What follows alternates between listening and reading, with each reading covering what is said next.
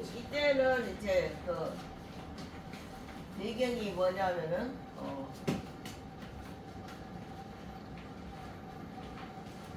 아리우스 2단으로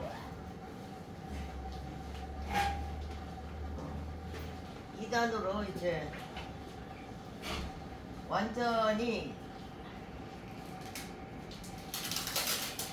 정복된 상태예요. 이 상태에서 이제 아리우스 2단.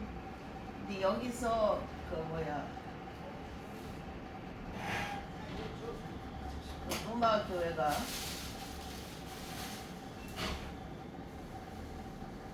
성교를 시작했다니. 성교 복음전도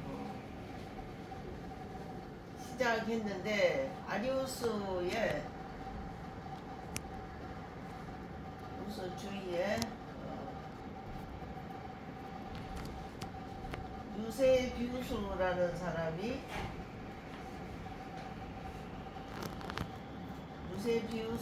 사람이 영향력이 있었다.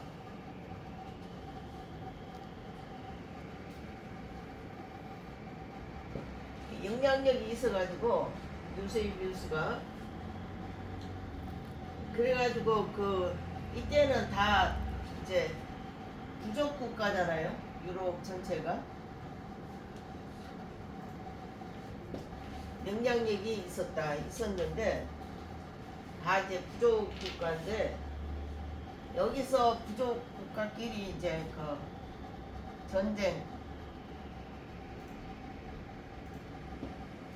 전쟁을 해요. 전쟁을 하는데 이제 여기서 전쟁에서 이제 승리한 것이 누구냐면은 프랑스의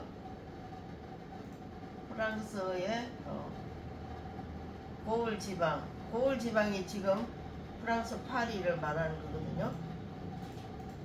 그 다음에 프랑스의 사보이 지방,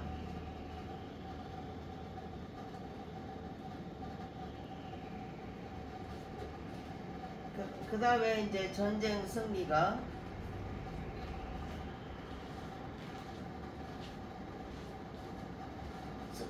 스페인으로 가서 히에라폴리 이 사람이 이제 왕이에요. 왕. 그래서 그 로마 교회가 선교를 하는데 이제 여기 프랑스의 고을 지방과 사보이 지방 여기서 이제 전쟁에 승리한 사람인데 로마 교회가 정통 기독교라고 그러잖아요. 정통 기독교.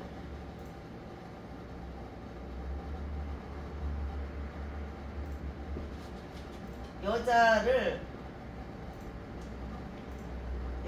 이제 중매를 해요. 로마 교회가. 그래서 이제 그러니까 여기서 이제 조건을 붙이기를 고을 지방과 사보이 지방이잖아요. 그래서 이제 고을 지방과 사보이 지방에 이제 그 둘이가 또 싸워야 되잖아, 그죠?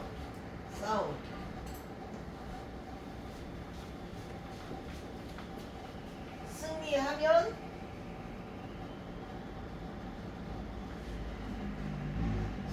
이 싸움에서 승리하면 그러면은 이제 예수 믿겠다.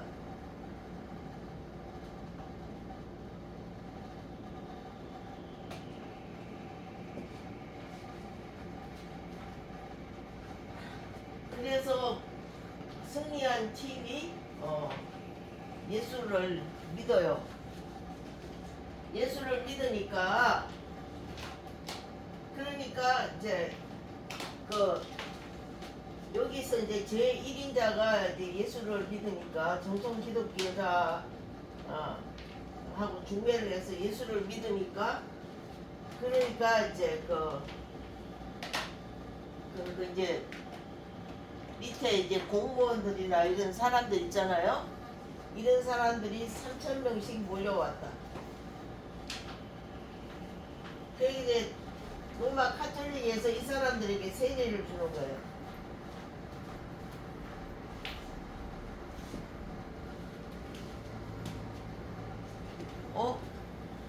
어떻게 된 거예요? 그 다음에 이제 그 스페인 지방에서는 전쟁에 승리를 했는데 히에라 볼리라는 이 왕이 누구냐 하면은 그 아리우스 2단이에요. 아리우스 2단이에요. 2단인데 이 히에라 볼리의 아들이 2명이 있습니다. 2명. 아들 2명이 있는데 이 아들 2명은 정통 기독교예요. 정통 기독교.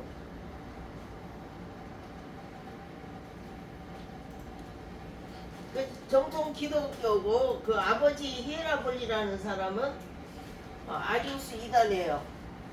그래서 이 아버지 히에라볼리라는 사람이 아들에게 아리우스를 믿으라고 이제 얘기를 하는 거죠. 그러니까 이제 믿지 않겠다. 그러니까 믿지 않겠다 하니까 그 아버지 히에라볼리가 큰아들을 죽여요. 큰아들이 죽어요. 큰아들이 죽고 나서 2년 후에 본인이 죽어요. 히에라볼리라는. 그러니까 둘째 아들이 정통 기독교니까 둘째 아들이 왕이 됩니다. 그래서 스페인이 로마 카톨릭이 되는 거예요. 이해가 가시나요? 예. 그러니까 히에라볼리라는 이 아버지가 아리우스 2단이었는데 그 아들이 2명 있는데 큰아들을 보고 하는 얘기가 이제 아리우스 2단으로 이제 그 개종을 해라. 정통 기독교 다니. 그러니까 그 아들이 정통 기독교 다니는 이 아들이 안 하니까 아버지 말을 안 들으니까 그 아들을 죽였다는 얘기죠. 이 히에라볼리라는 왕이 자기 아들을 죽였어요. 죽이고 나서 한 2년 후에 본인이 죽어요. 그러니까 둘째 아들이 이제 그 자동적으로 이제 그 로마 카톨릭이 되잖아요. 로마 카톨릭. 그래 가지고 스페인에 로마 카톨릭이 자리를 잡아요. 그리고 이제 프랑스 고을 지방이나 사보이 지방에는 아까 말씀드린 것처럼 로마 정통 기독교에서 여자를 중매를 한다는 얘기. 중매를 그렇게 해서 중매를 했는데 이 이제 고을 지방하고 사보이 지방하고 두 이제 왕이 싸워야 되잖아요. 이 싸움에서 이제 우리가 승리를 하면은 예수 믿겠다. 로마 카톨릭을 믿겠다. 그래가지고 이제 이 여자하고 결혼해가지고 3,000명의 세례를 주고 그래서 로마 카톨릭이 자리를 잡았는데 여기 스페인도 마찬가지로 그 아들이 이제 그 정통 기독교 로마 카톨릭으로 자리를 잡으니까 그 밑에 사람들에게 3,000명, 4,000명이 몰려오잖아요. 그래 가지고 세례를 줘가지고 그래서 지금도 프랑스나 스페인은 로마 카톨릭 국가지요. 그래서 이제 로마 가톨릭 국가가 된 거예요. 그래서 이제 중세 교회는 연대를 봐서 AD 590년에 그레고리 1세부터 그렇게 우리가 연대를 잡고 그렇게 합니다. 그렇게 하는데 배경은 이제 제가 지금 말씀드린 이 내용이에요. 그래서 중세 교회는 이제 복음 전파에 굉장히 많이 힘썼다는 거예요. 아멘. 그래서 로마 기독교가 로마 그 카톨릭이 자리를 잡은 거예요. 프랑스나 이제 그 프랑스 그다음에 이제 스페인. 근데 이때는 이제 스페인이 세계 강국이잖아요. 스페인 세계 강국에 프랑스하고 스페인, 필리핀도 저기 식민지를 예예 생활을 했더라고. 예. 그래서 그러면서 캐톨릭이 먼저 들어가. 예 로마 가톨릭이 이렇게 승리를 한 거예요. 그래서 이제 우리가 이제 역사가 그렇게 됩니다. 근데 로마 가톨릭이 굉장히 이제 부패하고 그랬잖아요. 부패하고 그렇게 했는데 우리가 중세 교회에서는 뭐가 있냐면은 인문주의자가 있죠. 인문주의자는 에라스무스를 말하는 거예요. 에라스무스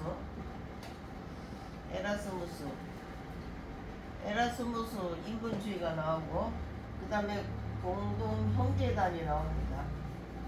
공동형제단. 그래서 이제 에라스무스는 인문주의자라고 하는데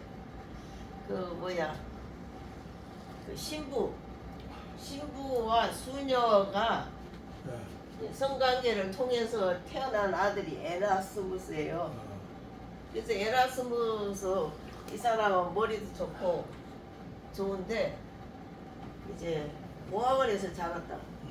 그렇게 봐요. 엄마 아빠가 버렸다는 얘기죠. 그런데 굉장히 머리가 좋은 사람이에요. 인문주의자. 그 다음에 이제 우리 공동 형제단은 잘 아시잖아요. 불로 배 안에서도 막 불로하고 성령의 불 막 이렇게. 그래서 에라스무스도 이 공동 형제단에 속해 있었다 그래요. 그 다음에 이제 우리가 중세라 하면 이제 십자군 전쟁이 있죠. 십자군 전쟁이 있고요. 그 다음에 이제 또 우리가 생각해야 할 것은 우리 중학교 교과서에 나오는 카누사의 불교. 이거는 이제 그레고리 7세의 이야기죠. 필덴 브랜더 이래갖고 나오는데 그 다음에 이제 수도원주의가 수도원 운동이 굉장히 활발했던 시간이 이제 중세 교회예요. 그리고 이제 부패와 타락이죠. 돈이 많으니까. 그래서 이제 공동 형제단에서 이제 우리가 이제 찬양도 있잖아요. 주여 나를 평화의 도구로 써 주소서. 이제 원래 로마 가톨릭인데 이 사람도 공동 형제 단하고 굉장히 프란시스 그렇지요. 그래서 굉장히 영성이 깊잖아요. 그러니까 나무를 봐도 하나님을 찬양하고 그런 내용. 주여 나를 평화의 도구로 써주소서 이런 거. 그 다음에 이제 십자군 전쟁이 있고요. 그 다음에 이제 간호사의 굴욕.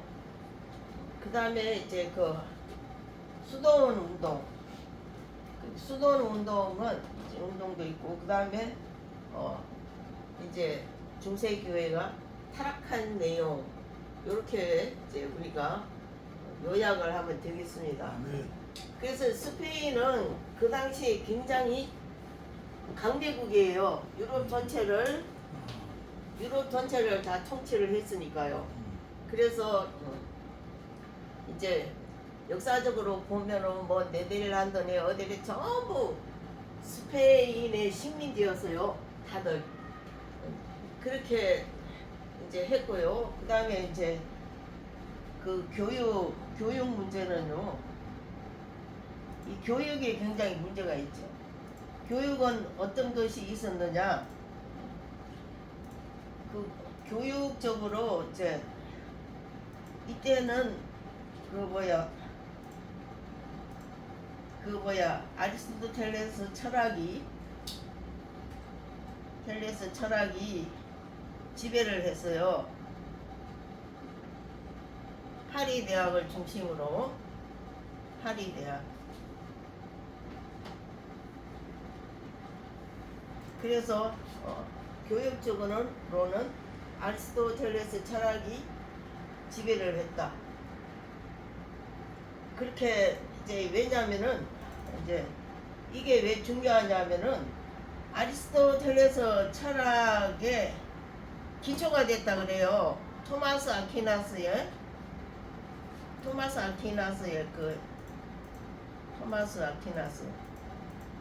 신학 대전 있죠. 네. 예, 로마 카톨릭에서 굉장히 하는데 신학 대전이 그 기초가 아리스토텔레스 가 기초로 있었다고 합니다. 그러니까 그만큼 그 로마 카톨릭이 부패했다는 거예요. 그러니까 이때에 우리가 문해 부흥도 일어나고 그러잖아요. 인문주의자. 그래서 이제 그런데다가 철학적으로는 하나님을 믿는다는 이름만 가지고 있고 이실론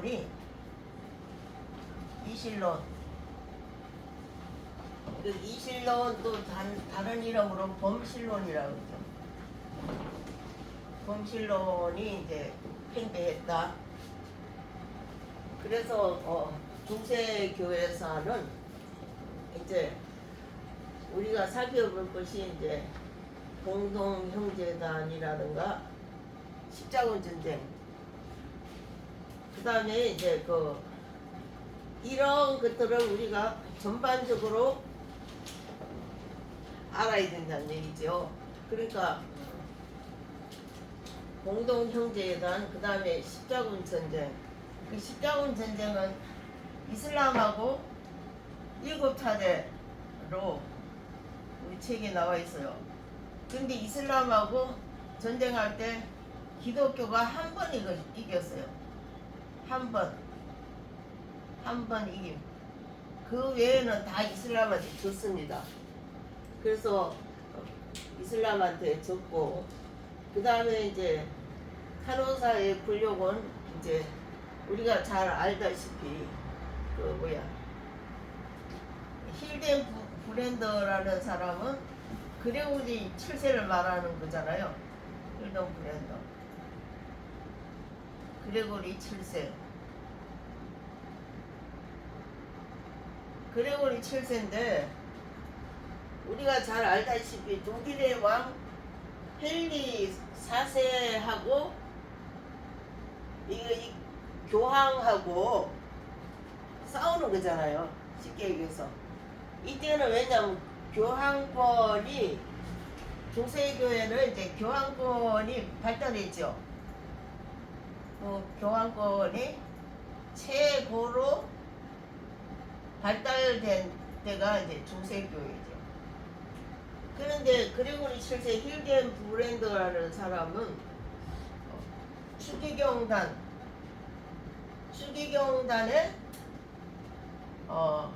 우두머리.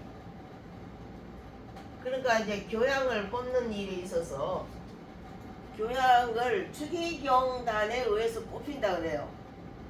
그런데 원래 이제 7명으로 이렇게 구성이 되어 있는데 추기경단이 7명인데 거기에 우두머리가 힐덴 힐덴 브랜드 그레고리 7세라는 거예요. 그러니까 추기경단에서 이제 쉽게 얘기해서 교양을 뽑아서 올리는 거지. 교양을. 근데 거기에 이제 했는데 그렇게 많은 사람들이 이 힐덴 브랜드 그레고리 7세에게 굉장히 그 영향력을 끼쳐가지고 굉장히 인기가 좋았다고 합니다. 인기가. 그래가지고 이제 그레고리 7세가 교황이 될 때 딴 사람들은 다 쉽게 얘기해서 시험을 치는데 이 추기경단에서 말하기를 당신은 교황을 하는데 시험을 안 치고 막바로 올라가서 교황을 하십시오. 그래가지고 이제 교황이 됐다는 얘기죠. 그랬는데 이제 카노사의 굴욕대로 그 독일 왕 헨리 4세가 이제 그 우리가 잘 알다시피 그 힐덴 브랜드에게 그 자세를 낮추지요. 쉽게 얘기해서 자세를 낮춰가지고 뭐 잘못했습니다 막 그렇게 해놓고 그래놓고 나중에는 그 추기경을 굴복시키잖아요. 그 사건이 이제 카노사의 이제 굴욕이잖아요. 그런데 그 그레고리 7세의 입장에서는 물론 이제 그 교황의 권위를 봐서는 안 되지만 목회자 입장에서 헨리 4세가 이제 이제 가면을 쓰고 그냥 져주는 척하고 그러면서 이제 다가올 때에 힐덴 브랜드 그레고리 7세는 알면서 목회자의 입장으로 알면서 이제 줘줬다는 얘기죠. 그래가지고 그 기양도 가고 해서 그 굴욕을 많이 당하는 그런 내용이 이제 그 중세에 있었다는 얘기죠. 그래서 그렇게 했고 이제 십자군 전쟁은 이슬람과 싸우는데 제일 처음에 한 번 이겼어요. 이슬람하고. 근데 한 번 이겼는데 이때는 이제 그 이기주의가 빠졌다는 얘기죠. 욕심이 없어요. 한 번 이길 때는. 그래서 이제 한 번 잘 이겼는데 그 다음부터는 욕심이 들어가서 나중에는 애들까지 다 이렇게 십자군에 이제 참석하잖아요. 근데 한 번 이기고 그 다음은 다 이슬람에게 졌습니다. 그래서 이제 수도원 운동이라는 것은 이때에 굉장히 그 경건한 이제 성도들이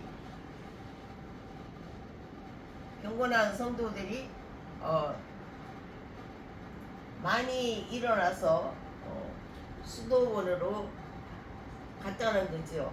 그래서 힐덴 브랜드 이 사람도 굉장히 그 노동을 많이 했다고 합니다. 땀 흘리고.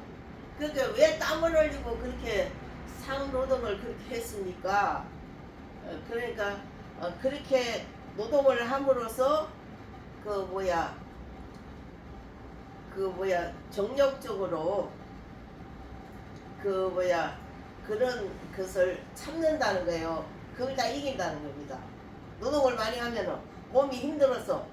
그래서 여자 생각이 이제 축소된다는 거죠. 그럴 정도로 금욕주의면서도 굉장히 믿음이 좋은 사람이고, 그 다음에 그 이탈리아 사람입니다. 이탈리아.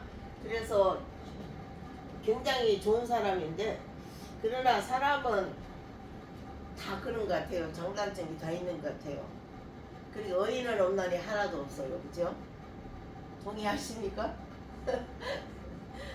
그러니까 우리도 이제 우리 남편하고 살아지가 이제 50년이 가까워 오는데 사람들이 그래요. 남편이 너무 좋다고.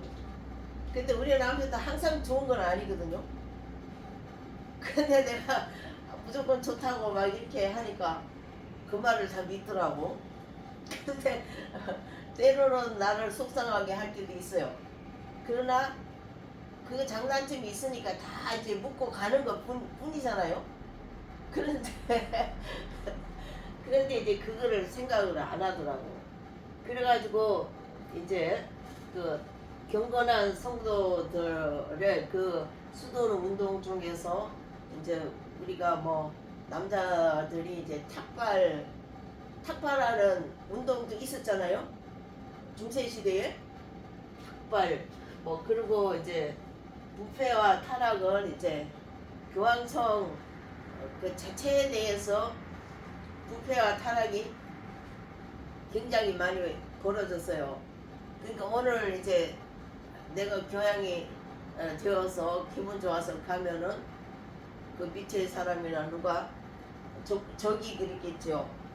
이제 사람을 사서 뭐 칼로 뭐 어떻게 한다는가 이래가지고 이제 많은 살인극이 많이 일어났고요.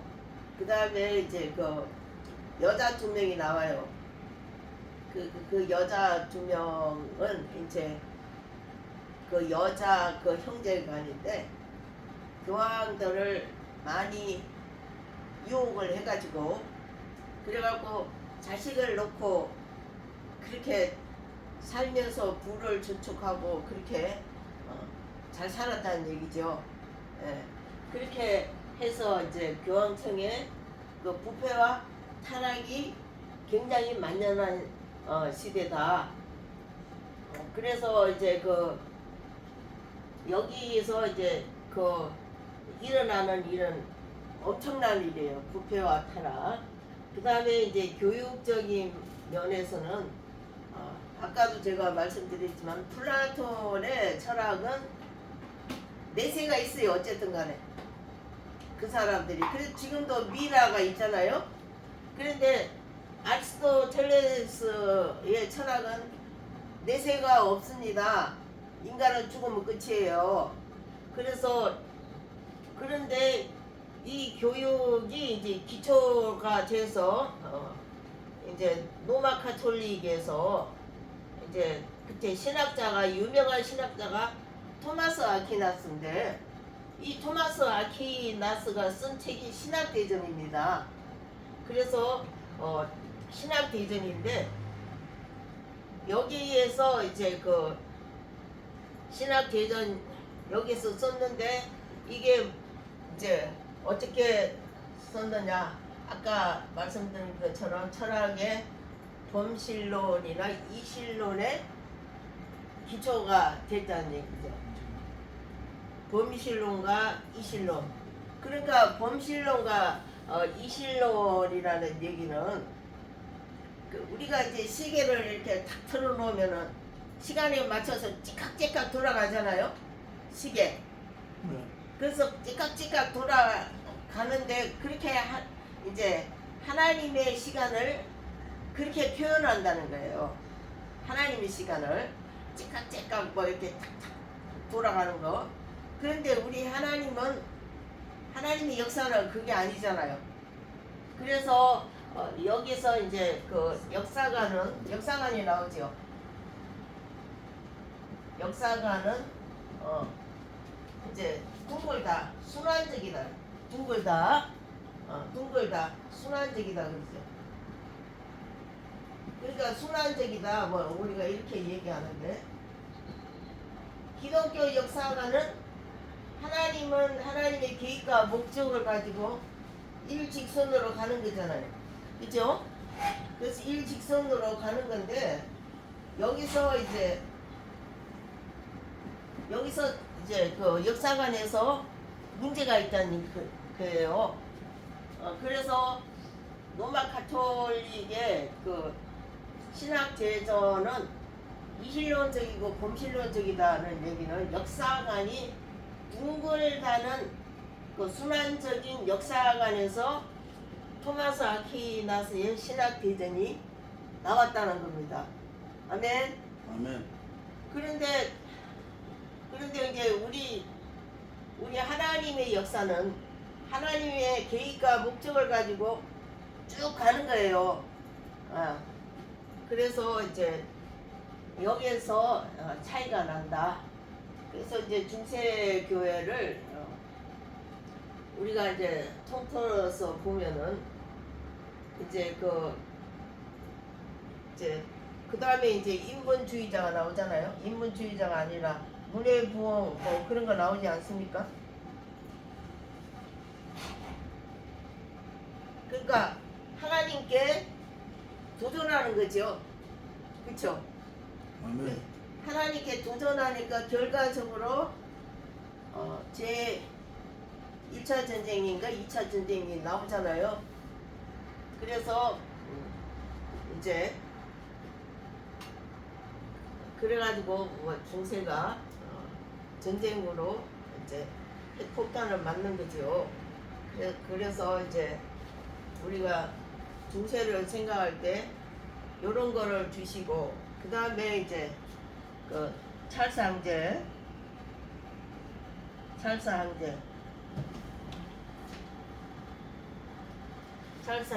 그런데 그 사르망류라고 해요. 프랑스 말로. 그런데 똑같은 인물인데 중세는 원래 암흑시대입니다. 암흑시대는 뭐냐면은 사람들이 글자를 모른다는 거예요. 글자를 모른다. 그러니까 이제 그 예배 드리는 신부들도 글자 모르는 사람이 많다는 거예요. 글자를 모른다.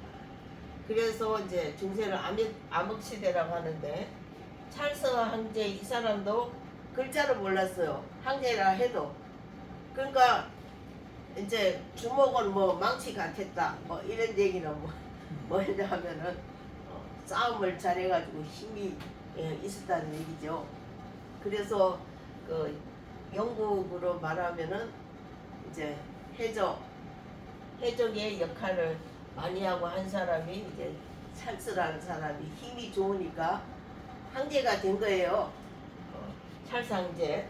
그래서 황제가 됐는데 그 이제 밑에 조직을 짜야 되잖아요. 근데 그러니까 이 사람이 아무것도 모르니까, 그러니까 이제 영국에서 사람을 데리고 오는 거예요. 영국에서. 그래서 이 영국에서 아까도 제가 말씀드린 것처럼 엘킨이라는 이 사람이 이제 여기 찰스 황제한테 와가지고 글자를 가르쳐요. 성경을 가르치고. 그래서 성경을 쓰는데 이제 아까 말씀드린 것처럼 이슬람하고 싸우다 보니까 이슬람이 계속 이제 오는데 거기서 이제 스페인에서 막으니까 교류가 안 되니까 종이가 없는 거예요. 그 파피루스 종이가 이집트에서 나오잖아요. 그래서 종이가 없으니까 그러면은 어떻게 해야 성경을 쓸 수 있느냐? 그러니까 엘킨이라는 영국 사람이 하는 얘기가 소 800마리를 잡아야 한다. 그러니까 우리가 성경을 쓰는데 양피지 그 양 껍데기 이렇게 얘기하는데 소 800마리를 잡아서 이제 그 성경을 썼다는 거죠. 그렇게 해서 성경을 쓰고 했는데 이 찰스 황제 때에 굉장히 부강한 나라가 됐다 그래요. 부강한 나라. 그래서 부강한 나라가 돼가지고 그래가지고 이제 이때에 문해부흥이 일어났다고 합니다. 그러니까 이때에 이제 작은 문해부흥이 왕실로부터 일어났다는 거죠. 그래서 이 황제가 이제 만드는 것이 이제 합스부르크가 그러니까 이게 가문끼리 그 뭐야 결혼을 하자 자식들에게 결혼을 하자 그렇게 해야 전쟁을 막는다는 거예요. 그렇게 해서 이제 그 영국에 우리가 이제 종교 계획사에서 나오지만 헨리 8세 같은 경우 스페인의 국왕의 딸이잖아요. 캐서린이라는 여인이. 그래서 그런데 그 여인이 이제 시집 올 때에 엄청나게 많은 재산을 갖고 왔다고 합니다. 그랬는데 원래는 헨리 8세하고 결혼을 한 것이 아니고 헨리 8세의 형이에요. 헨리 7세하고 결혼했어요. 그랬는데 이 헨리 7세가 결혼한 지 얼마 안 돼서 죽었어요.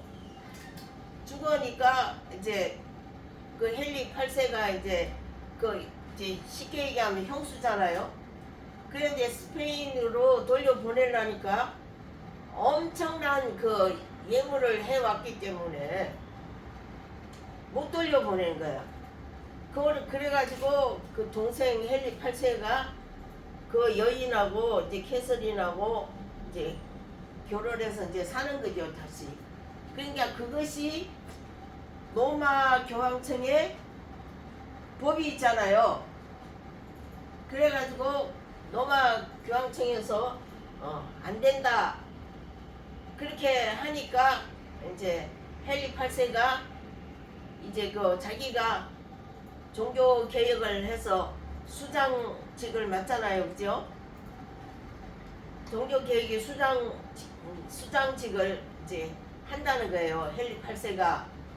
그래서 영국의 종교 개혁은 수장절이라 그래요. 수장절.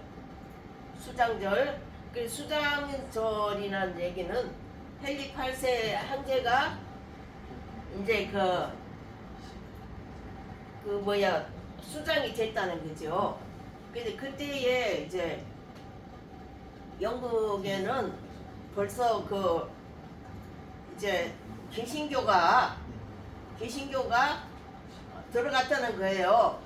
그래서 이제 성공회의 그 예배는 영국의 예배는 이제 말씀 전하는 것은 기독교 식으로 하지만 모든 다른 이제 예식은 로마 카톨릭식이잖아요. 로마 카톨릭식. 그렇게 해서 영국의 이제 영국의 하나의 수장들이 됐다. 종교 개혁의 수장이 헨리 8세가 된 겁니다. 그래서 이제 엄청난 재산을 가지고 이제 결혼을 했다는 얘기죠. 그랬는데 이제 그까지 이제 이어진다. 그게 뭐냐, 이제 찰스 황제의 합스부르크가 이제 그렇게 이제 해서 하나의 이제 사돈을 맺어가지고 이제 전쟁을 하지 못하게 한다. 그래서 이제 우리가 종교 교육사에 가서 보면은 아주 시간이 안 됐나?